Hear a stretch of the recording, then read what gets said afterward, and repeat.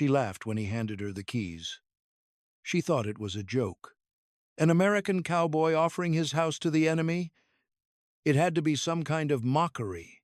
But what she found inside the house would silence that laughter forever.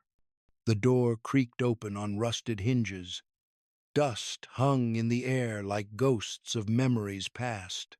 A pair of women's boots stood neatly by the wall. A photograph of a smiling girl and a man in uniform. A bed that hadn't been slept in for months. She stopped mocking then. Because this wasn't generosity. This was grief. The cowboy hadn't just given her a roof. He had given her what was left of a life interrupted. She clutched the doorframe, suddenly dizzy. She had called him soft, weak, but the blanket on the bed still smelled faintly of lavender and ash. And on the nightstand sat a sealed envelope addressed to a woman who would never read it. She didn't understand. Not yet. But she would, because everything she thought she knew about the enemy was about to fall apart. The key was heavy. Not in weight, but in implication. Cold brass, worn smooth at the edges, dropped into her palm like it meant nothing. She stared down at it as though it might bite. Around her, the camp buzzed with whispers, American guards shifting lazily in the sun. The clatter of trays from the mess tent, the muffled laughter of other prisoners. But in that moment, all she could hear was the clink of the metal as it settled against her skin. The cowboy didn't explain. He just looked at her and said, "It's yours for a while? House is empty? Thought maybe you'd like a break from the barracks." Then he nodded once, turned, and walked away, boots crunching across gravel like punctuation marks in a sentence she couldn't read. She stood frozen. Then, slowly, she looked up.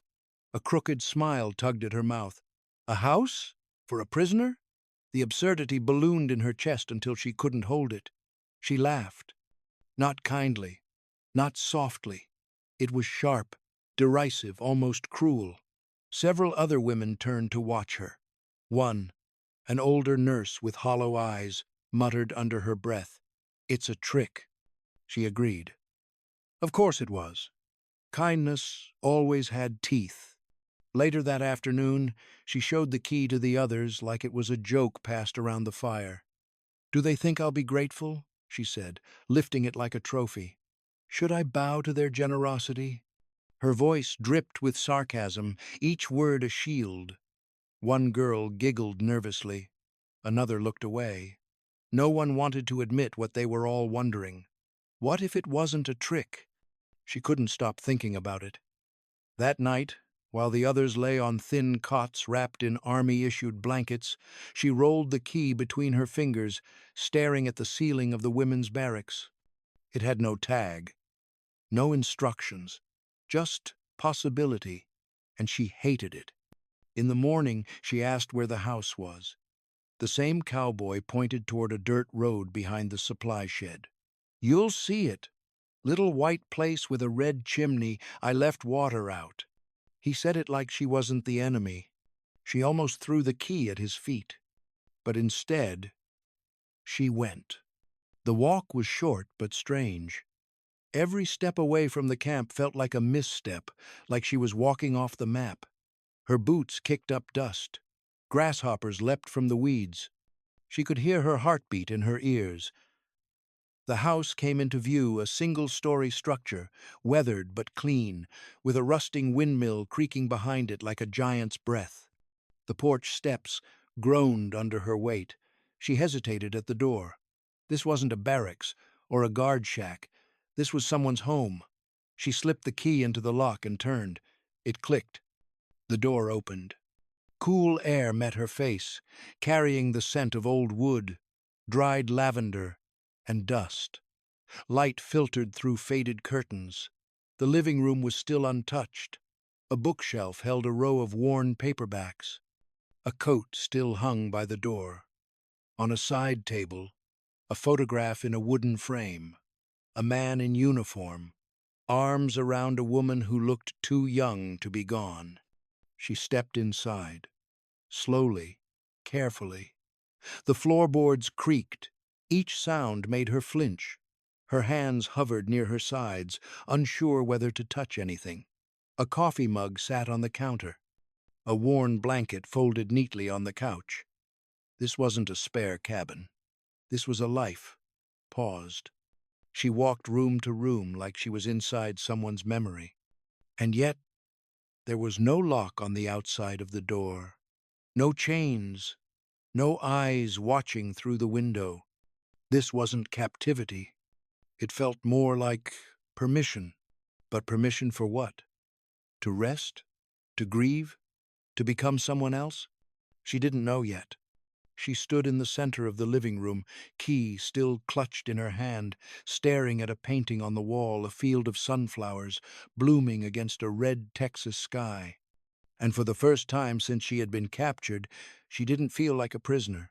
She felt like an intruder. The air inside the house was too still.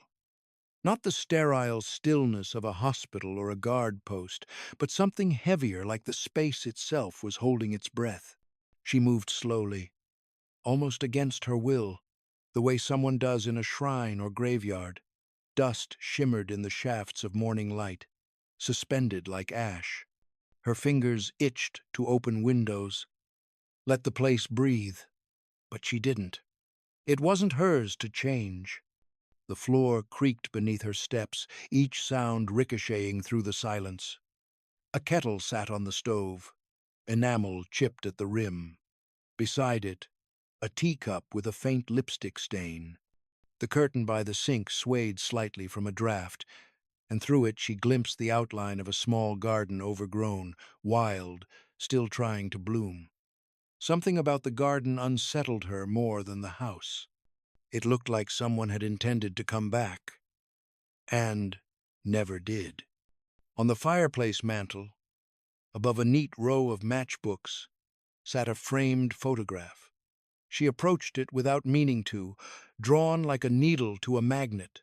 The woman in the picture was young, smiling without effort. Her face half lit by sunlight, half in the shadow of a broad hat. Standing beside her, arm wrapped loosely around her waist, was the cowboy. Younger, clean-shaven, eyes bright. It was the same face, but softer, less weary. Her thumb hovered above the glass. On the side table, a folded quilt. On the windowsill, a single comb, its teeth still threaded with a few strands of dark hair. In the corner, a bookshelf filled with paperbacks. Steinbeck, Dickinson, someone named Zane Grey. Not one was out of place. The scent of lavender hung faintly in the air. Not artificial, not perfume.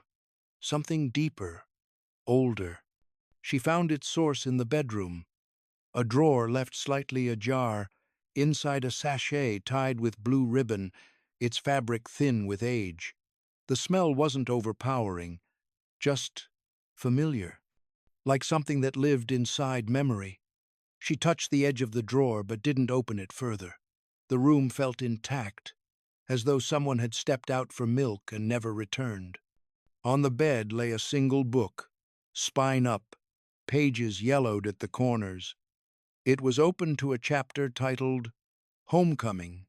She sat on the edge of the bed without realizing she had moved. The mattress gave slightly beneath her weight. It was softer than anything she had felt in months, maybe years. She folded her hands in her lap, suddenly afraid of what she was feeling. This wasn't a camp. This wasn't punishment. And that frightened her more than any guard ever had. She had expected surveillance, a hidden camera, a locked pantry, a command to be grateful. Instead, there was nothing. No guards, no boundaries. Just a door that swung shut behind her with a sigh. And the cowboy he hadn't returned. He'd said nothing about when she should leave, what she was allowed to touch, or if she was to clean, work, or report back. He had handed her a key like one might hand a cup of water to a stranger on a long road. She didn't understand it. Was it pity? Some kind of lesson? Did he expect tears? Gratitude? She walked back to the photograph on the mantel. The woman's smile looked genuine, the kind that isn't posed for. Behind them, the house in the background, the very same porch, the very same white paint curling from sun exposure. But there was no child in the photo, no other family, just the two of them, and a sky that looked too wide to hold the things that must have happened after. She set the photo down, suddenly unsure of her footing. The air was growing heavier, not lighter. This wasn't a performance. This was grief, quiet and unfinished, a house that hadn't let go, and now she was inside it, standing among the ruins of someone else's love, pretending she didn't belong. That night, the house exhaled softly around her. The walls ticked with heat, slipping out through old wood. Outside, the ranch settled into its nocturnal rhythm. Boots stopped thudding, engines silenced, voices faded into murmurs. Crickets sang in waves, and somewhere beyond the pasture fence, a lone mockingbird called into the dark. Its song was fragmented, like it couldn't decide what it was trying to say. She lay on the bed, and stared up at the wooden ceiling as if it held answers. Her hands were folded across her chest like she was preparing for burial. The blanket pulled up to her chin was too soft, too clean. It smelled of cotton and lavender and nothing like camp. That scent made her want to run. The comfort unnerved her. She tried to sleep. She closed her eyes, opened them again. The stillness was louder than gunfire. Her mind screamed that this was a trap. She imagined the door would creak open, boots stomping, a laugh, a rifle, some staged punishment to mock her for ever thinking she could rest here. That the key had been bait, that it always was. No enemy gave anything without taking more. She had been taught that. In the underground bunker outside Nagoya, when she was 15 and too thin to hold a rifle, they gave her a handbook instead. Bushido, for the emperor's daughters, they called it. A manual disguised as honor. The words were pressed into her like heat against steel. Surrender was worse than death. Mercy was shame in disguise. If captured, bite your tongue. If tortured, say nothing. If offered kindness, trust nothing. Better to die clean than live dishonored. She remembered kneeling on wooden floors with the others, chanting the code while the instructor paced behind them. A man with a scar down his jaw who said nothing unless it was to quote the creed. One girl cried when her fingernails were inspected and found too long. He made her kneel outside in the rain, shivering beside the flagpole all night. "Endure," he had said, "or die." That night she had promised herself she would never be weak, never be soft. And here she was, lying in a dead woman's bed, under a roof built by the enemy, wrapped in warmth she hadn't earned. Her brother's voice echoed suddenly. Not in sound, but memory. They'll use kindness like a knife, Kyo. Smile while they cut. Don't ever let them make you forget what they are. She swallowed hard. Her throat hurt. The ceiling fan creaked once. Then again, a rhythmic sound like breath. She turned on her side, curling into herself. What disturbed her most wasn't the fear. It was the part of her body that did relax. The shoulder that dropped. The stomach that stopped clenching. The muscle in her jaw that stopped locking like a vice. Her body didn't believe the war was still happening. Her mind did. And that war between her blood and her bones was harder to fight than the one she left behind. She clutched the blanket tighter, as if shame might seep through it like smoke. She thought of the mockingbird again. Its song had stopped, and in the silence that followed, something in her chest shifted, just a little, like a crack in a dam no one saw yet. She didn't cry, she didn't pray, but for the first time since boarding the ship in Yokohama, she let herself whisper a thought she didn't understand. What if this isn't a trick? She didn't believe it. Not yet, but she would remember the moment it first came, the moment the silence became more unbearable than the enemy. The morning light came slow and golden, slanting through the window panes like liquid memory. She rose stiffly from the bed, unsure if she had slept or simply laid still enough to pretend. Her bare feet touched the floorboards like she was testing water. The house hadn't changed overnight. The walls were still quiet, the dust still thick, but something inside her felt looser, dangerous. She moved through the rooms without purpose, touching, glancing, pausing at nothing in particular. The kitchen held the same 2 cups by the sink. The bookshelf still bowed under the weight of unread novels. The lavender had faded into the walls. She wasn't sure what she was looking for. Maybe proof that the kindness wasn't real. Maybe a flaw in the illusion. In the corner of the bedroom, beneath the window that faced the garden, stood a writing desk. Plain oak, dull with age. She hadn't opened it before. Today, she did. The top drawer stuck for a moment, then gave with a reluctant groan. Inside, yellowed paper, a broken pencil, a pair of reading glasses folded neatly in a case, and a single envelope. She didn't mean to open it. She meant to put it back, but her hand moved anyway. The paper was soft with time, creased and smoothed again and again.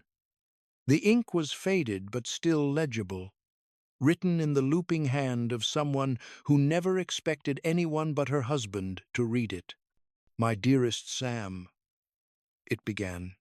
She read slowly, eyes tracing each line like they were sacred and stolen. The letter was dated 2 springs ago. The tone was quiet, not desperate, not afraid, just tired. A woman's voice speaking across absence. The letter spoke of chickens and porch repairs, of the piano needing tuning, of how she couldn't find her hat after the last storm. But then the words changed, grew softer, the sentences shorter. "The coughing won't stop. I try to hide it, but I know. You'll be angry you weren't here. Don't be. I wouldn't want you to watch me like this." She paused. Her fingers trembled slightly. The next lines she read aloud, in a whisper, though no one could hear. "This house has been good to me. It holds the light even on bad days. If there's anyone who needs this place, give it freely. We've lost enough to hate." The letter ended there. No signature, no flourish. Just the imprint of grief between the lines. She folded it slowly, deliberately, and placed it back in the drawer. Then she sat down. Not on the bed, on the floor, cross-legged like a child. The room was spinning but didn't move. Her hands were cold. Her face was hot. She stared at the sunlight crawling across the wooden boards like it might speak. She had mocked him, laughed at the key, called him soft. But now she understood he hadn't given her a gesture. He had given her this, a space soaked in memory, a place he hadn't touched since she died. And still, he had handed it to a stranger, an enemy. She thought of her own mother's hands, cracked from washing rice that never boiled enough. Thought of her brother, disappearing into conscription. Thought of a home that had shriveled under the war. And now here, across the sea, was a man giving away the one piece of his life that had survived. Not as a favor, as an offering. She didn't cry. Not yet. But the mockery was gone, evaporated like steam from a forgotten cup. In its place, silence, not of suspicion, but of reverence. She sat on the wooden floor of a dead woman's house, staring at her hands as if they didn't belong to her.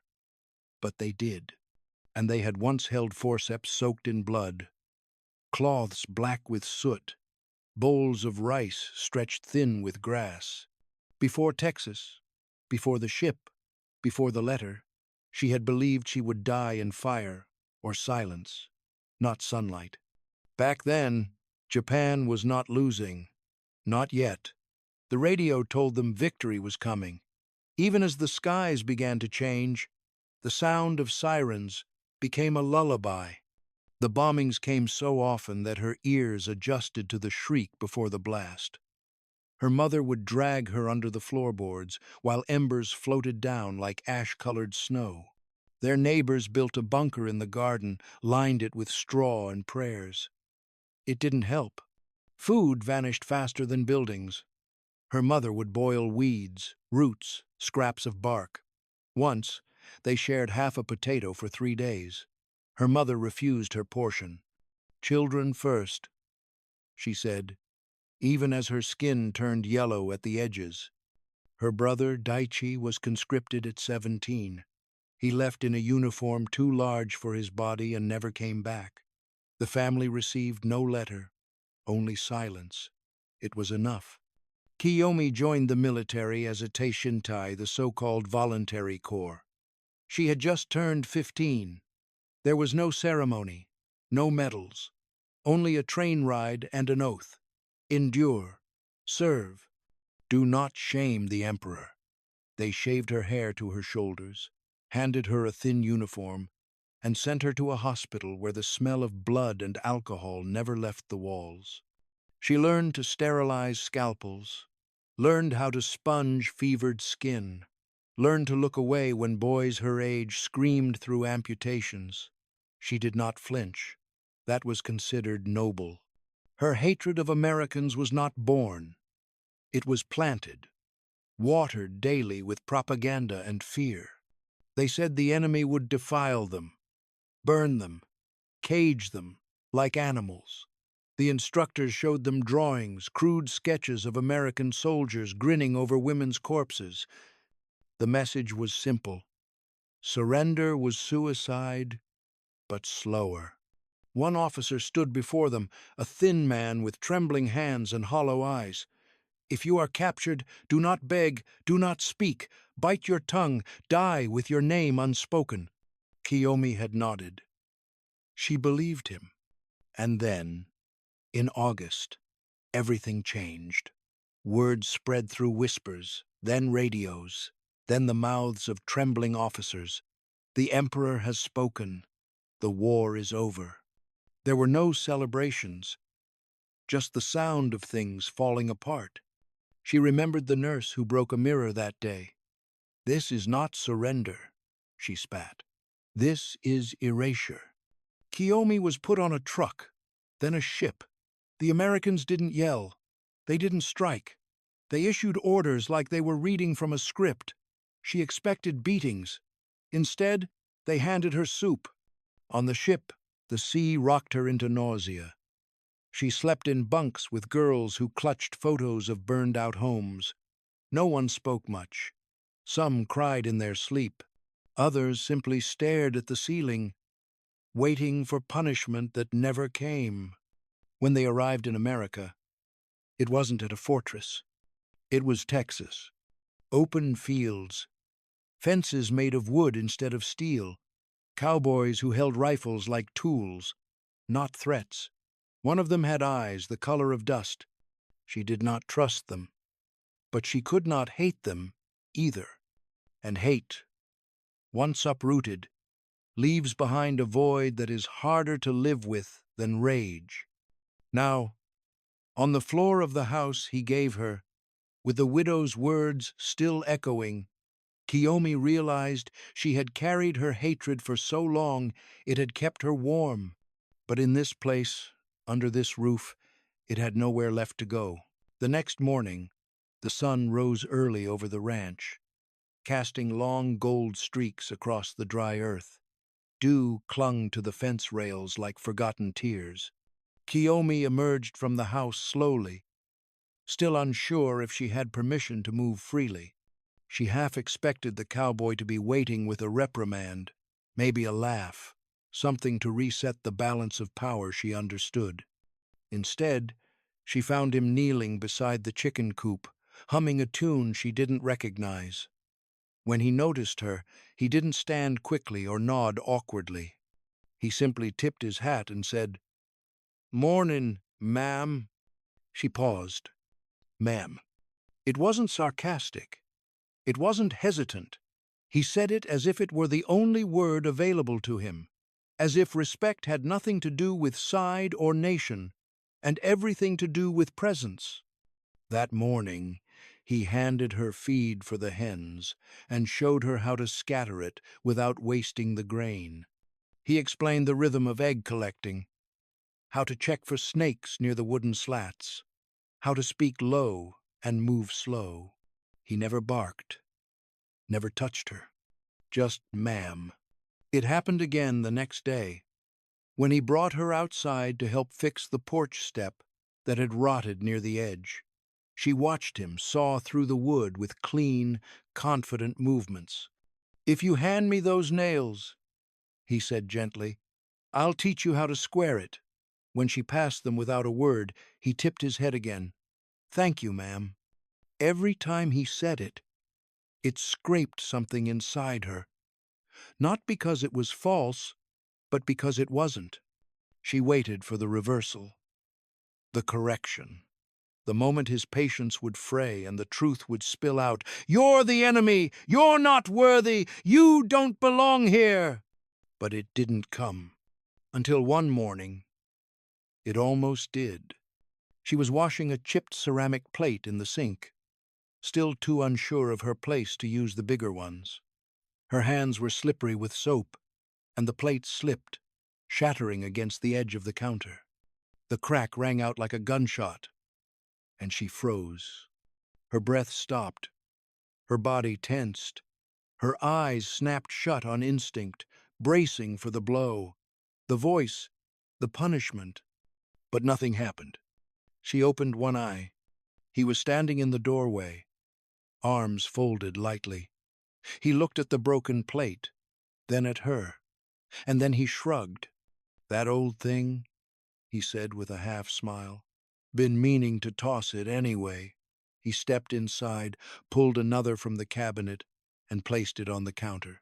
"You all right, ma'am?" She couldn't answer. Her throat tightened. He nodded once and left her there with the new plate and the silence. She stared at it. She had flinched, like a dog, and he had offered kindness instead of control. That, more than any beating, unspooled her. The calm, the care, the unbearable dignity of being treated as a human, not as a prisoner, not as property, not as enemy, as ma'am. Her body had been trained to expect cruelty. Conditioned by years of silence, drills, threats, ration lines, shouted orders, and rooms without doors, her nervous system could handle violence. It could not handle this. Not softness, not grace, not a man who offered respect with no condition.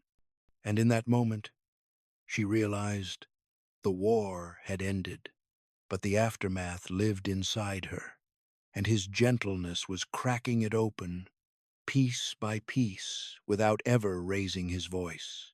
That evening, something in her shifted, not like a crack, sudden and sharp, but like a thaw, slow, silent, inevitable. She swept the kitchen floor longer than necessary, rearranged the folded linens with an attention she hadn't known she possessed. And yet, all the while, something inside her remained coiled, guarded, watching. The next afternoon, while hanging damp laundry on the line, she heard something that made her breath pause, mid-inhale. Music. Not from the radio, she would have recognized its tinny scratch. No, this was warm, alive. Notes floated through the breeze like drifting petals. A piano. Her ears strained toward it, unconsciously. Her feet followed. The screen door creaked as she stepped inside. She didn't call out, didn't dare. The music led her to a room at the end of the hall, the one with the closed door she had never touched. Now, it stood ajar. She stopped at the edge of the doorway, heart pacing faster than it should. Inside, the cowboy sat at a piano, shoulders low, fingers moving with a softness that stunned her. He didn't notice her. Or maybe he did, and chose not to let on. The piano was old ivory keys, slightly yellowed, its wood polished but worn. Dust still clung to the corners, but the bench looked recently used. The melody was slow, deliberate, and strangely unburdened. It wasn't joyful, not exactly, but it wasn't sorrow either. It was understanding, a song without judgment. She stood in the shadow of the hallway, the hem of her dress brushing against her ankles, her breath quiet. There were no lyrics, but somehow she heard words. She saw a memory, though it wasn't hers. A woman, sitting where he now sat, her back straight, her hair pinned in soft curls, perhaps laughing, perhaps humming, perhaps waiting for him to come home. The room still smelled faintly of lavender. The letter came back to her then. If there's anyone who needs this place, give it freely. We've lost enough to hate. She clutched the edge of the wall and let the music carry her into a place she had long buried. Her own home, her own mother, the song her brother used to whistle while cutting firewood, the way her father used to hum when rolling his cigarettes. Before the war became the lens through which she saw everything, her throat closed. The melody continued, gentle, forgiving, unbearably human. Tears welled before she could stop them. One slipped down her cheek, then another. Her chest tightened, and her knees weakened slightly, but she remained still, afraid that any sound would break the moment. She wept, silently, not for pity, not for shame, but because the melody didn't ask her to carry anything anymore. It didn't demand allegiance or obedience. It didn't punish her or spare her. It simply saw her. He never turned around, never acknowledged her presence. When the song ended, he sat there for a few seconds longer, hands resting on the keys, breathing steady. Then he stood, adjusted the bench slightly, and left the room. She slipped away before he saw her. Later that night, as she folded her blanket near the fireplace, she noticed that her hands no longer trembled, not from cold, not from fear, not even from confusion, just from the aftermath of feeling something she hadn't allowed herself to feel in years. Not hope, but memory. And in that memory, there was the shape of something else, something unfamiliar and terrifying in its softness. Forgiveness. The word stayed with her long after the music faded, following her through the days that came after like a question without language. She began to notice how often she watched the cowboy now, not with suspicion, but with a kind of urgent curiosity. She studied the way he spoke to the guards, the way he paused before answering, the way he never raised his voice, even when the mule refused to move or the fence post splintered under the hammer. Nothing about him suggested performance. Nothing suggested strategy. And that frightened her. She started asking questions where she could. Quiet ones, careful ones. To a guard near the water trough. To the cook ladling beans at noon. Always indirect. How long has he lived here? Did he have family? Why does he let me stay in the house? The answers were short, unadorned. He'd been born on the land, married young. His wife had fallen ill while he was overseas early in the war. She died before he came home. The house had stayed closed since. That place? One guard said, glancing toward the white structure in the distance. Man barely goes in there himself. That night, she sat on the porch steps long after sunset, watching fireflies stitch light into the dark. The thought pressed against her ribs until it hurt. Why would he do this? Why give the last untouched piece of his life to someone like her? She told herself not to ask him, that it wasn't her place. that she already knew the answer: guilt, pity, a sense of moral superiority. But none of those fit. The next morning, she found him by the barn, mending a broken latch. The sun had barely crested the horizon. Dust clung to his boots. He looked up when he sensed her presence. "Yes, ma'am." The word cracked something open. "Why?" she asked. It came out rougher than she intended. Not angry, not accusing, desperate. He straightened slowly, wiping his hands on a rag. He didn't rush her, didn't pretend not to understand. "Why? What?" "The house," she said. "Why give it to me?" For a moment, she thought he might deflect. Joke. Brush it aside the way Americans did when they didn't want to feel something too deeply. Instead, he looked toward the house. Not at her. At the house. His jaw tightened slightly, just enough for her to see. "Because she would have wanted me to." That was all. No speech, no justification, no explanation about kindness or forgiveness or rebuilding the world after war. Just her, the woman who planted the garden, who folded the quilt, who left the letter in the drawer. "Because she would have wanted me to." The words struck her harder than any accusation ever could. She felt it then, the final collapse. Not loud, not dramatic, internal. A structure giving way that she hadn't known was load-bearing. The version of herself who had arrived here, the one who laughed at the key, who mocked the offer, who believed cruelty was the only honest language between enemies, that woman had nowhere left to stand. She bowed her head, not in obedience, but because her body no longer knew how to hold itself upright. "I didn't understand," she said quietly. "I know," he replied. They stood there in the early light. The war, receding further with every breath, not erased, not forgiven, but interrupted. Later that day, she returned to the house and sat at the piano bench alone. She didn't play. She just rested her hands on the wood, feeling the grooves worn smooth by years of use. She imagined the woman's hands there, stronger than hers, steadier. She wondered if the woman had ever imagined who would one day sit in her place. That night, she wrote in her journal for the first time since leaving Japan. The words came slowly, uneven, as if they were afraid of her. "I thought kindness was weakness. I was wrong. It is heavier than hate." She closed the book and pressed it to her chest, breath shuddering once before settling.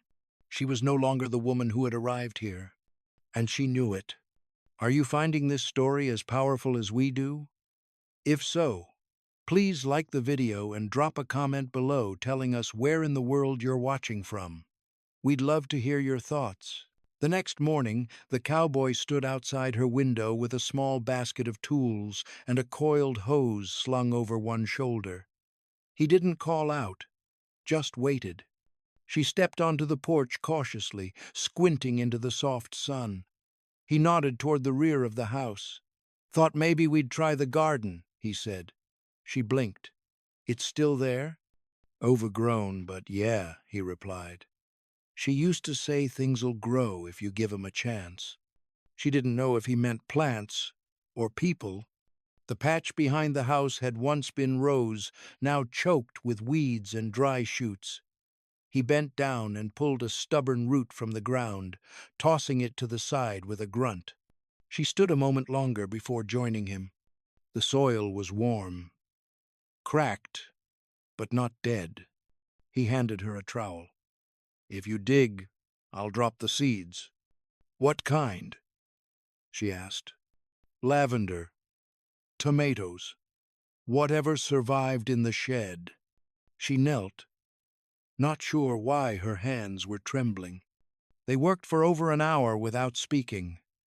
Only the rustle of weeds, the scrape of metal in dirt, the occasional thud of a foot shifting position. Sweat trickled behind her ears, and the scent of earth rose up like memory. She hadn't touched soil like this since her childhood, before firebombs, before uniforms, before ration cards and death lists. The silence was not awkward. It was full. Every now and then, their hands brushed, not intentionally. Just the incidental contact of two people sharing a small space and a shared burden. He never reacted when it happened. Neither did she. Once, he sat back and looked toward the horizon. "She always wanted a greenhouse," he said. "Kept clipping pictures of them from magazines." "What stopped her?" she asked. He shrugged. "War, money, time." She looked at the dirt between her fingers, imagining what this woman might have been like. Someone who dreamed of lavender in a glass house while her husband fought across oceans. He reached into his shirt pocket and pulled out a tiny folded photo, weathered and nearly torn at the edges. "She planted that row," he said, pointing. "Said it would be lavender and mint." The woman in the photo wore a sun hat too large for her head, and her smile wasn't for the camera, it was for him. She never saw it bloom. He tucked the photo away, almost as if he'd shown her something forbidden. The grief in his voice wasn't loud. It didn't cry or rage. It simply existed, like a stone in the bottom of a well.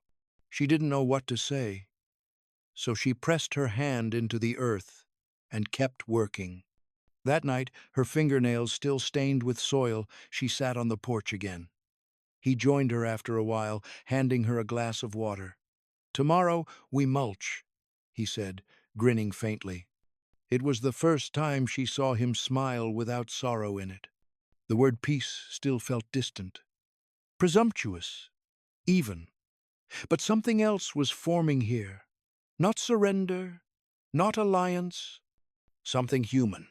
She watched a bird settle on the fence post, quiet, unafraid. A garden planted in grief, tended by enemies, and watered by silence.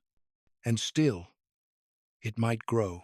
The sky was pale when the trucks rolled in. No bugle, no orders barked.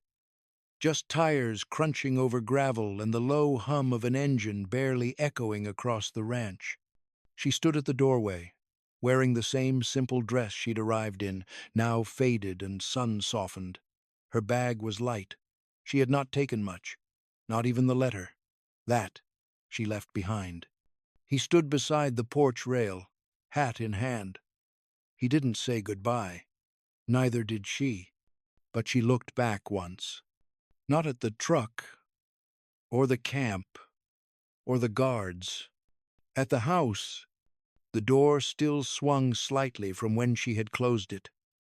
The wind caught it just enough to creak, and then it stopped, like it was holding its breath. When the truck pulled away, she did not wave, but her eyes lingered on the porch, on the man standing alone beneath the overhang, until he was no longer visible. Inside, the house was quiet again. He didn't go into the living room right away. He wandered to the garden first, ran his fingers through the freshly tilled rows. 2 sprouts were already peeking up, stubborn and green. He smiled, shook his head, and walked back inside. It wasn't until he passed the piano that he saw the folded paper. Tucked beneath the lifted lid, almost hidden, creased and handled many times. The handwriting was uneven, letters jagged like she'd fought for each one. But they were hers. "To the man who call me ma'am.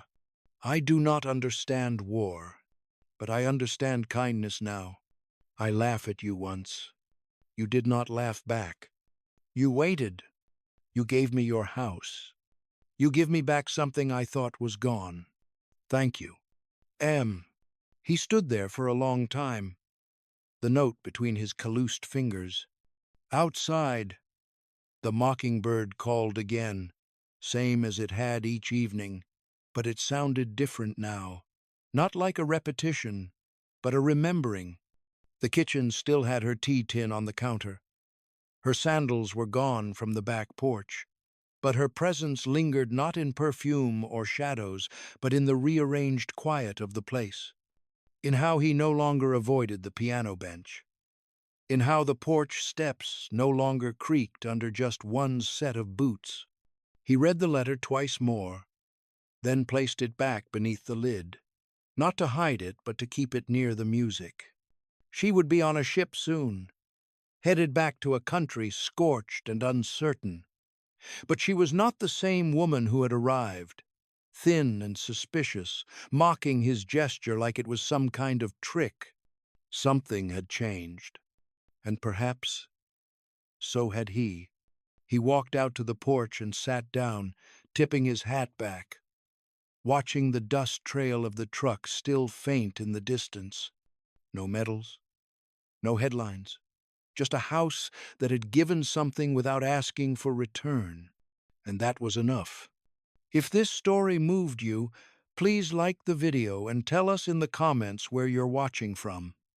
And thank you for remembering a piece of history the world nearly forgot.